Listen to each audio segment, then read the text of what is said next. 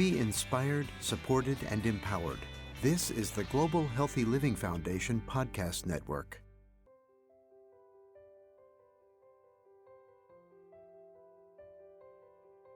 I think that having a support system when you have something like asthma or really any chronic illness is huge. It makes the world of a difference to feel like you've got people sort of backing you when you're going through it. Welcome to the Asthma Podcast, a podcast that shares the real stories of people living with asthma. I'm Sarah Shaw, Senior Manager, BIPOC Community Outreach at the Global Healthy Living Foundation. In this edition of the Asthma Podcast, we will dive into the stories of LGBTQ plus asthma patients within the theme of Love Should Take Your Breath Away, Not Asthma, exploring how LGBTQ plus individuals navigate identities, relationships, and asthma all at the same time.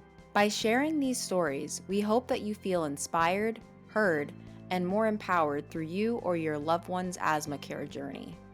In today's episode, we'll hear from Frankie Lee, a trans asthma patient who enjoys streaming and works in tech support.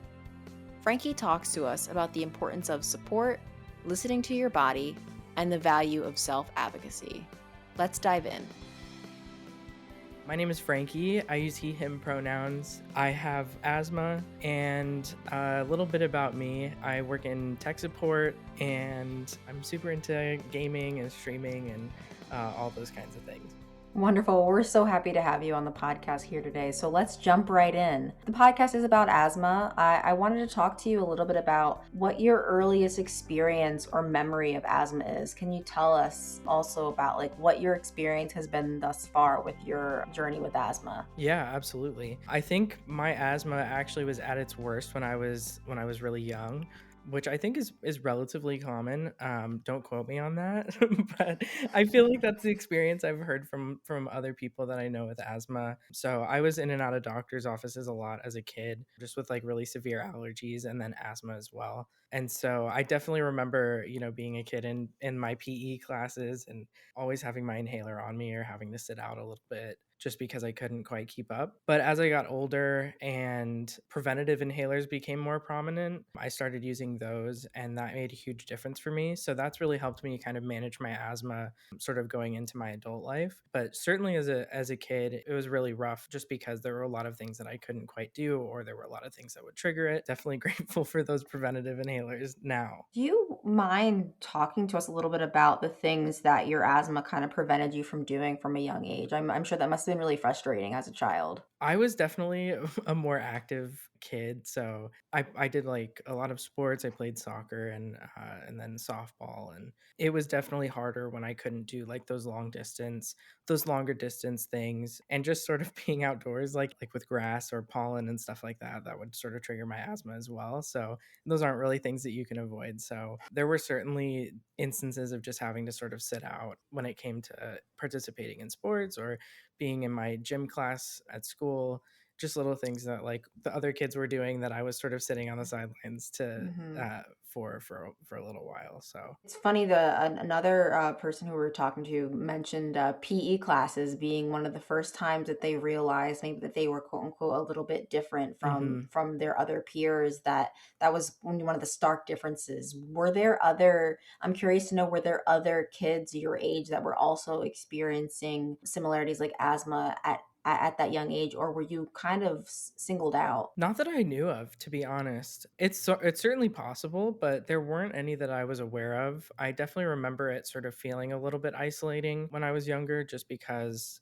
especially taking into account sort of, I've always been sort of a heavier kid. So even when I was younger, being active was a little bit more difficult for me. And then adding the asthma on top of it. Not that you can't be healthy and heavy at the same time, but for me, it was a difficult thing. And so that sort of, there was the singling out because of that. And then there was the singling out because of the asthma. And I think those lines got kind of blurred when it came to teachers and stuff like that. So I think a lot of the time they actually didn't believe me, and that it kind of felt like I just wanted to sort of sit on the sidelines.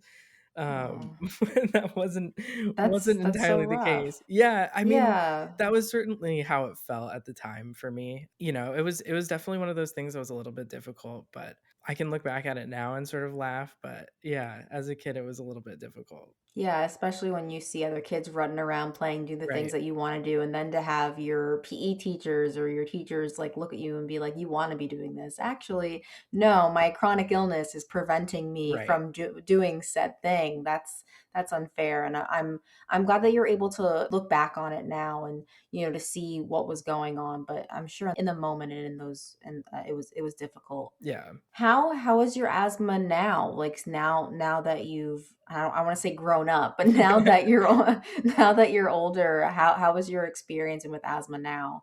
Yeah, it's much better managed now. I feel like the preventative inhalers for me were sort of the start to kind of getting it under control. I was sort of surviving on rescue inhalers prior to that. So now I'm just sort of on my 2 puffs in the morning, 2 puffs at night, preventative inhaler. And then I really can't remember the last time I had an asthma attack, which is obviously really nice. That's really Because great. yeah, I know that's not the case for everybody with asthma, so I'm really lucky that those inhalers have made a huge difference for me.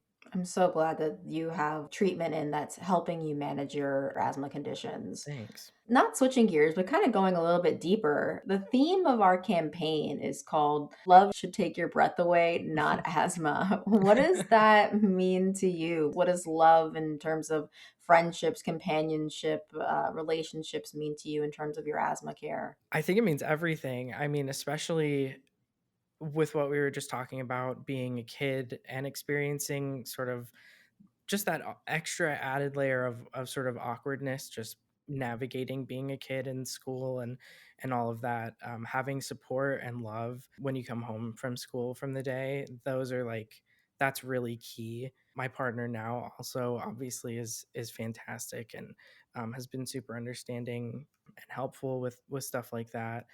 I think that like having a support system when you have something like asthma or really any chronic illness is huge. It makes the world of a difference to feel like you've got people sort of backing you when you're going through it and having a rough time. So yeah, it's everything for sure. Absolutely. And I think just having the support of not only the people that know what you're going through, but maybe the people that don't know what you're going through, Right. having that extra validation and being like, I see you. I may not know exactly what you're experiencing, but I want to figure out how to help you. And that actually Yeah. is going into my next question of I know you mentioned your partner. How has asthma impacted your relationship?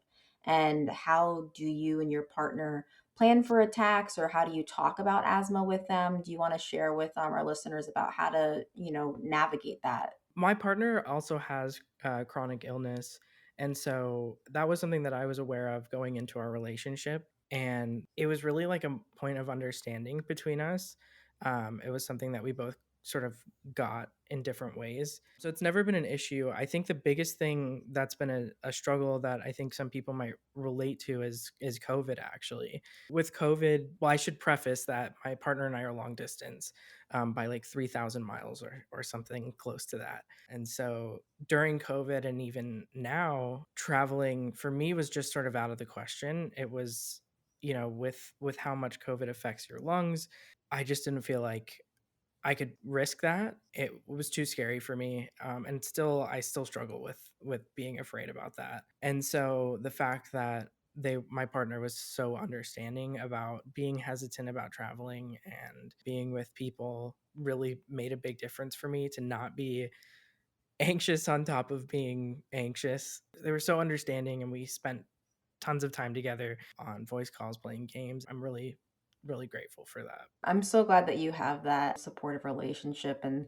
someone that it makes it a little bit easier when you're in a friendship with somebody or a relationship with somebody or a companionship with somebody who already gets it and has a chronic illness. All I can say is I hope having these conversations, having people listen to these stories, I want that to become the standard for partnerships, for relationships, for friendships. Just that having that added layer of empathy and patience and understanding, because I feel like that can make a world of difference for somebody living with chronic illness. 100%. I feel like it's rare to find that. It can be really hard to find that. I know that's not the experience for everybody, and it should be 100%.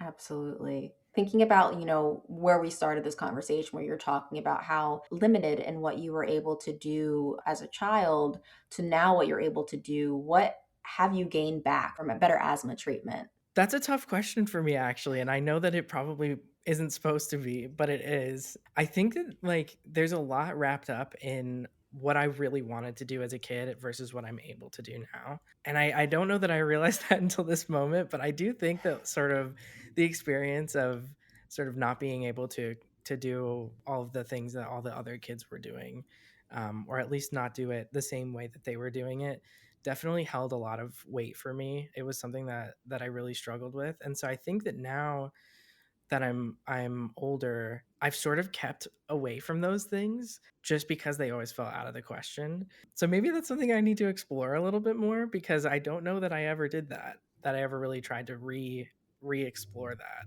But I will say, being able to manage my asthma, it makes a world of a difference in terms of your mental health. Like, having struggles with breathing can be really exhausting. And I remember just sort of waking up certain nights as a kid and just being like, just not being able to breathe, and that doesn't happen anymore. And I think that kind of thing, where I can sleep through the night and not have an issue like that, makes just such a huge difference for me emotionally. Being able to get a full night's of sleep and experience that, I think, is one of the biggest things. So yeah, I think that's what I would say right now. Definitely something to revisit and re-explore for me. Well, first of all, I think one, that's really scary to not be able to breathe in the middle of the night. And I'm glad that you've been able to reclaim that part of your life back, that you're on better treatments, that you're able to have your asthma under control, and that you're able to get a good night's sleep. Because I'll tell you, not having a good night's sleep, and you know this, like, can disrupt everything from Mhm. thinking to your mental to anxiety to depression. Like, there's all these things that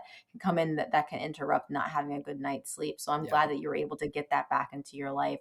And I think it's okay that you're saying that, you haven't really had a chance to go back and do the things that you weren't able to do as a kid. Like, I think that's what this journey is all about, is sitting down and Mhm. reflecting about, hey, maybe now, this is something that I am at a place where I can do that. And there's no timeline, right, of when you should or should not be doing something. I live with a few chronic illnesses, one of them being chronic migraine, and Mhm. there are some things that I wouldn't want to go back and try and do Yeah. just yet, because I'm anxious about possibly triggering a migraine attack. But then there are other things that I have started to do again, where I'm like, wow, I haven't been able to do that in like 7 years, and I was able to do it for like the first time now that I have certain things under control. And there's no timeline on that, so I think that Mhm. that's completely up to your own roadmap of when. And it's all about pacing. I think that that's so important for us to remember. Yeah, absolutely. You can't really force it. You got to just kind of listen to your body and listen to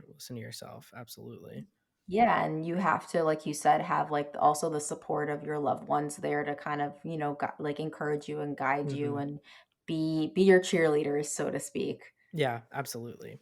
Being a member of the LGBTQ community, how has the LGBTQ community supported you in your asthma journey?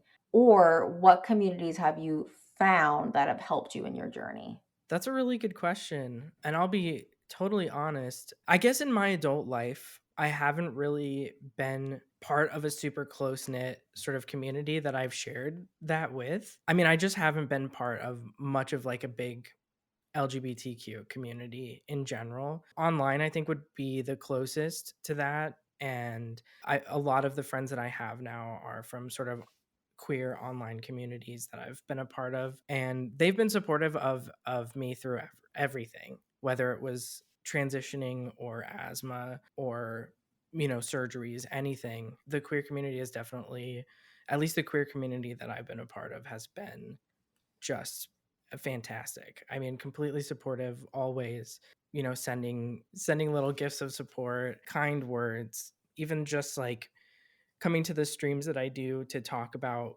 whatever. Most of my community that I have in my stream is queer, and I just find that there's just a lot of empathy and a lot of kindness and a lot of support. I think asking questions is really helpful, and that's been a constant in that, and something that I've really appreciated. So just trying to gain understanding about something and then actually actioning on that understanding is huge. So I guess I would say that asthma hasn't come up a ton in my queer experience, at least in terms of community. But when it has, it's never been an issue, and it's always been support. And if anything, just trying to learn more about it. I think that that's the only way to do it. I feel Yeah. like just having a community to support you is like the first big step, and regardless of Mm, where you're at in your life. I know that myself and my partner, we have a very, very small, like not a huge, queer community, but the community that we have, it's sometimes it's a little I remember when I first started to try and talk to them about my chronic illness, I was so scared. I was like, oh my gosh, are mhm. they going to judge me? Are they going to, and there was none of that, right? There was just this extra, I don't know, layer of empathy and understanding. I feel like because we're from queer communities, there we already know, I don't know, at least for me, like what it's like to be discriminated against. And so I feel like there's just this added extra umph of love that we able to give. So having these difficult conversations that would normally be really stressful in other situations are just a little bit easier, at least in my situation. I don't know if that's been the case for you. 100%. I think that experiencing any sort of like discrimination in some ways sort of allows you, and this is not me sensationalizing experiencing discrimination. People should never have to go through that, but I think that having to go through that adds some sort of layer of being able to understand people, put yourself in other people's shoes. That kind of empathy is really special, I think, and unique. And being able to experience be on the receiving end of that or the giving end of that is a really special experience, because there's just like this level of judgment that is completely out the window, in my opinion. It's just sort of taken away, and you don't have to worry about someone being like, what the heck is that about? There's just listening most of the Hmm. time. Of course there's a lot of, intersections and layers to that, but I think the listening piece is really important. Absolutely. I 100% agree. In that same vein, I wanted to ask a little bit about, you had mentioned transitioning. I want to know like what you've been able to do in your journey as an LGBTQ plus patient to talk to your provider about your gender identity. How can we make more doctors' offices more welcoming and more affirming for the LGBTQ plus community? I think that's an important thing that we that you might have insight on. I think that's an awesome question. What I would say, just to give a little bit of context, first doctor I went to in regards to transitioning was when I didn't have health insurance. And so cost was a big piece of that for me. I did a ton of research on sort of where to go, especially because I was nervous about the conversation. I was nervous about the reaction from the doctor, how it would be treated. And so I actually found Queer Center up in Portland, where I lived at the time, and they had sort of like a small doctor's office that was a part of their sort of what they did at that queer center. The doctor there was fantastic. He was super understanding. They just sort of got it, and because they were just part of the community, so they knew already, which was a really fantastic first experience and something that I would definitely recommend to anyone who's sort of at those beginning stages of transitioning. It's really important to sort of have that affirmation. I know that's not accessible for everybody, but what I will say is that those queer centers, if they have something like that, accessibility was a really big thing for me at the time because I didn't have health insurance, and they made a point to work with me. And I think most of the queer centers are really understanding about financial situations as well. So they're a good starting point. That being said, that experience was a stark contrast between being with queer doctors. So going from that to doctors who weren't queer was really difficult at the time. And this was only 4 years ago, but still at the time, I think that it wasn't as common to even ask for a patient's pronouns. And so if they didn't really see you as who you feel you are, they didn't regard you that way, and they didn't ask. I think it's better now. When I got my surgery, even if it was a doctor who I wasn't working with, they would still ask, and they would make a point to ask most of the time. But there were always those times, especially over the phone, where, there's the ma'am, it's just like by default, it comes out and it's uncomfortable. Mhm. And I think that doctors still aren't quite thinking that far ahead. I think that the biggest thing when you're going to a doctor's office is that you shouldn't have to be going to a doctor who is trans or queer to get affirmative care. And you shouldn't be having to go for something trans related to get affirmative care. I should be able to go to a doctor for asthma and still be asked what my pronouns are and then have the doctor use those pronouns. It's not that complicated to do that. And I don't think that happens often enough, especially from state to state. You're going to have a Mhm. different experience. So I think it's so important for doctors to start thinking more about that. It wasn't an experience I had in any doctor that I went to that wasn't for trans affirming care. I think advocating for yourself, while it's really difficult, is so important. Correcting them when they misgender you is so important. It's okay to not also. It takes a lot of energy to do that all the time, but if you can do it, do it. It's so important to advocate for yourself, to have the care that you deserve, especially when you're going through any number of any kind of illness. I just think it's really important. It was really hard for me, but it made a difference. I like all of what you just said, but I especially like what you said about that it's a process too to advocate. It's not always easy. Hmm. And I think that a lot of people maybe not inside the community think like, well, if you feel uncomfortable, speak up. Sometimes it's not safe. Hmm. Sometimes it's just really uncomfortable. Sometimes you're not at that level yet with maybe it's the very first time that you're seeing this doctor and you haven't established a relationship with them yet. There are many, many different variables of why maybe you don't advocate, but I think being gentle with yourself and having grace. I remember the very first time a doctor actually apologized to me. I think we had done like 5 sessions together, and on like the sixth session, she was like, "You know what? I have to apologize to you." And I was like, "Why?" She's like, "When I first met you, I didn't ask your pronouns, and I noticed on your intake form that you said that you were lesbian." And I was like, yes, like that is, and I think just having that, she had that reflection and she had that grace and she apologized. And like after, like I noticed that like after that, like a lot of my walls went down. So you have to have that level of trust and that level of grace and that level of Hmm. understanding and a level of empathy on both sides where you're going to make mistakes. And I think you have to be in a level of, like you're saying, to advocate for yourself. She never she misgendered me. She never did any of that, but I didn't make it a point to say, "Oh, by the way, hey, here are my pronouns." Now, I've been